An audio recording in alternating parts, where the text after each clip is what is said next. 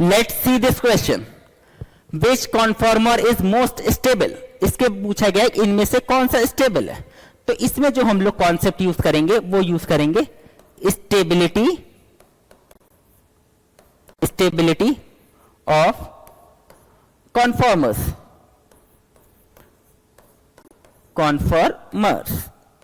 ठीक है, कन्फर्मर्स की स्टेबिलिटी। अब अगर इन सब के केसेस की अगर बात करें तो पहले के केस में क्या है कि ये दो बल्की ग्रुप दिखाई दे रहे हैं हमको ऑप्शंस में। तो बल्की ग्रुप जितना ज्यादा से ज्यादा दूर हो, पहली चीज तो बल्की ग्रुप क्या है ना, ज्यादा से ज्यादा क्या है 180 डिग्री के एंगल पर रख देंगे, उनका स्टैगर्ड फॉर्म बना दें। तो एक चीज ये देखनी है कि बल्की ग्रुप्स का स्टैगर्ड बनाना है हमको। तो किस किस केस, एक तो इस केस में स्टैगर्ड बनाया और एक इस केस में स्टैगर्ड बनाया, ठीक है, एक इस केस में और एक इस केस में बनाया है।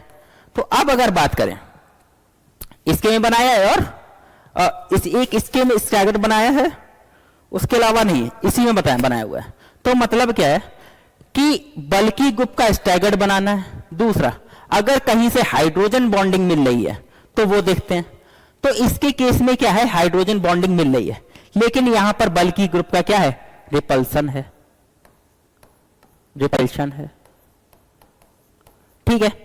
अब अगर इस अगले ऑप्शन बी की तरफ बढ़ेंगे तो यहां पर तो बिल्कुल एक्लिप्स बना दिया, तो मोर रिपल्सन, यहां तो रिपल्शन ही रिपल्शन होगा, रिपल्सन, ठीक है। सी ऑप्शन की बात करते हैं। अब इसके केस में भी वापस में क्या है, इस एंगल पे रखा है, मतलब यहां पर भी क्या होगा, रिपल्शन होगा, ठीक है। इस क्वेश्चन डी ऑप्शन के केस में देखते हैं तो यहां पर क्या होगा, स्टैगर्ड है, ये CH3 के फॉर्म में स्टैगर्ड, किसका CH3 का, ठीक है। अब OH के केस में देखें तो यहां से क्या मिल रही है, हाइड्रोजन बॉन्डिंग मिल रही है, हाइड्रोजन बॉन्डिंग। इस वजह से क्या हो जाता है, ये ज्यादा स्टेबल हो जाता है। तो आंसर इसके केस में जो चला जाएगा वो D will be the correct answer, ठीक है। D will be the most stable among this.